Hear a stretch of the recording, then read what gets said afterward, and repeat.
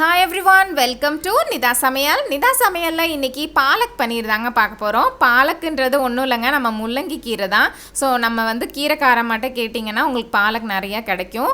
நம்ம ஒரு கைப்பிடி அளவு பாலக் எடுத்து ஃபஸ்ட்டு இதை வேக வச்சுக்க போகிறோம். ஸோ வேக வச்சு அதுக்கப்புறம் தான் அதை நம்ம பாலக் பன்னீர் செய்ய யூஸ் பண்ண போகிறோம். அது ரொம்ப நேரம் ஆகாதுங்க, ஒரு 5 மினிட்ஸ்லேயே வெந்துடும். நான் லைட்டாக உப்பு ஆட் பண்ணிவிட்டு அதை தண்ணியில் லைட்டாக கொஞ்சமான தண்ணி வச்சாலே போதும், அதிலே வெந்துடும். சைடில் நம்ம இப்போ மசாலா ப்ரிப்பேர் பண்ணிக்கலாம். ஸோ மசாலா ப்ரிப்பேர் பண்ணுறதுக்கு ஒரு கடாய் வச்சு அதில் எண்ணெய் ஆட் பண்ணி அது நல்லா காயணும். காஞ்சோன்னே இதில் சீரகம் போட்டு நம்ம தாளிச்சுக்க போகிறோம். இதில் கடுகெல்லாம் ஆட் பண்ண தேவையில்லை, சீரகம் போட்டு தாளிச்சா தான் நல்ல வாசனையாக வரும். அதுக்கப்புறம் சீரகத்தோடு நம்ம கட் பண்ணி வச்சுருக்கிற வெங்காயம் இதில் ஆட் பண்ணணும். ஸோ வெங்காயம் நல்லா வதங்கி வரணும். இதை இன்னும் கொஞ்சம் சின்னதாக கட் பண்ண முடிஞ்சாலும் நீங்கள் எவ்வளோ சின்னதாக கட் பண்ண முடியுமோ அவ்வளோ சின்னதாக கட் பண்ணிக்கோங்க. ஸோ இப்போ இது வெங்காயம் வதங்கிட்டு இருக்கும்போதே சைடில் நம்ம பன்னீர் க்யூப்ஸை கட் பண்ணி வச்சுக்கலாம். ஸோ நான் கொஞ்சமாக ஒரு கைப்பிடி அளவு தானே பாலக் எடுத்திருக்கேன், அதனால் எனக்கு ஹாஃப் பன்னீரே போதும், நிறையா தேவைப்படாது. ஸோ பன்னீர் க்யூப்ஸை நல்லா அழகாக உங்களுக்கு பிடிச்ச டிசைனில் கூட நீங்கள் கட் பண்ணி எடுத்துக்கலாம். இது நம்மளுக்கு அந்த கீரை இதில் வெந்து வரணும். இப்போ நம்ம வெங்காயம் வதங்கிருச்சு, அதில் நம்ம இஞ்சி பூண்டு பேஸ்ட் ஆட் பண்ணியிருக்கோம். ஸோ இது ஒரு நல்ல வாசனை கொடுக்கும். இது நம்ம பச்சை வாசனை போகிற அளவுக்கு கண்டிப்பாக வதக்கணும். எப்போதுமே நம்ம எதில் இஞ்சி பூண்டு ஆட் பண்ணாலும் அந்த பச்சை வாசனை போனால் தான் நம்மளுக்கு அந்த அரோமா சூப்பராக வரும். ஸோ இப்போ இதை நல்ல பச்சை வாசனை போயிடுச்சு. ஸோ நான் இப்போ அதில் மசாலாலாம் ஆட் பண்ணிக்கிறேன். ஃபஸ்ட்டு சோம்பு தூள் ஆட் பண்ணுறேன்.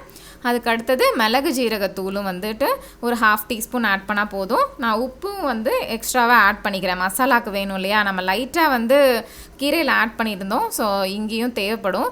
அடுத்தது நான் கொஞ்சம் மிளகாத்தூள் ஆட் பண்ணுறேன். ஸோ மிளகாத்தூளுக்கு பதிலாக நீங்கள் பச்சை மிளகா இருந்தால் அதை நீங்கள் கீரையோடே அரைச்சி வச்சுக்கலாம். ஸோ நான் கீரை வெந்துருச்சு, அதனால் நான் அதை ஆற வச்சு அரைச்சி விழுது எடுத்து வச்சுருக்கேன்.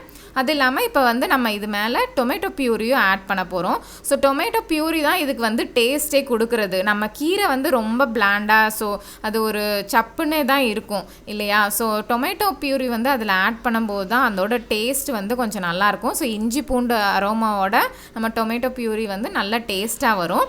ஸோ இது நல்லா பச்சை வாசனை போக வதக்கணும் இதையுமே. ஸோ இது நல்லா ரெடி ஆனோன்னா நம்ம இப்போ இது மேலே அரைச்சி வச்சுருக்க நம்ம கீரை பேஸ்ட்டை நம்ம இதில் ஆட் பண்ணிடலாம். இப்போ பாருங்கள், நான் கொஞ்சம் தான் ஆட் பண்ணேன், அதுவே நல்ல கலராக திக்காக வந்துருச்சு. நான் கீரை வேக வச்ச தண்ணியும் கொஞ்சம் இருந்துச்சு, அதனால் அதையும் வேஸ்ட் பண்ணக்கூடாது இல்லையா, அதில் தான் சத்து நிறையா இருக்கும். அதனால் அதையுமே ஆட் பண்ணிட்டேன். இது கொஞ்சம் தண்ணியாக நம்ம ரெடி பண்ணால் தான் பன்னீர் க்யூப்ஸ் ஆட் பண்ணும்போது அது வேகிறதுக்கும் சரியாக இருக்கும். ஸோ நான் இப்போ இந்த பன்னீர் க்யூப்ஸை நான் அப்படியே ஆட் பண்ணிடுறேன். இதை நம்ம ஹெல்த்தியாக ரெடி பண்ணுறோம் இல்லையா, பாலக்கெல்லாம் வச்சு. ஸோ அப்படி இருக்கும்போது இதை இன்னும் அன்ஹெல்த்தியெல்லாம் மாற்ற வேணாம். சில பேர் நெய்யில் இதை ஃப்ரை பண்ணி இல்லை வேறு ஏதாச்சும் கொஞ்சம் ஃப்ரை பண்ணி இதில் போடுவாங்க. அந்த மாதிரி வேணான்னு சொல்லிட்டு நான் அப்படியே போட்டுட்டேன். அதுவே நல்லா தாங்க வந்துச்சு டேஸ்ட்டு.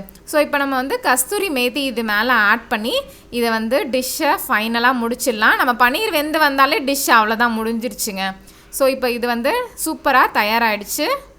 தேங்க்யூ ஃபார் வாட்சிங்.